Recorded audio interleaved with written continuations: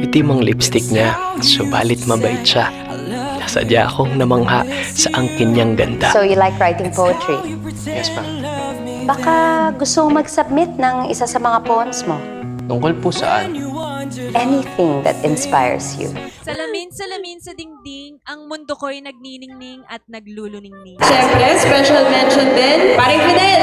Huwag ka na masyado nervousin, ha?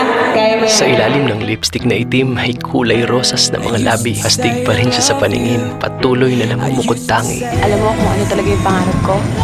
Mag-perform ka. Sobrang daming tao. Okay lang naman yung pangarap mo eh. Basta ayusin mo lang yung pag-aaral mo. Handa ng sundalong ito na sumabak sa gera. Nais kong malaman mong gustong gusto kita. Pasaway ka kasi. Ba't di ka na lang mag-aral ng mabuti? Alam mo naman, di ba music naman talaga yung passion ko eh.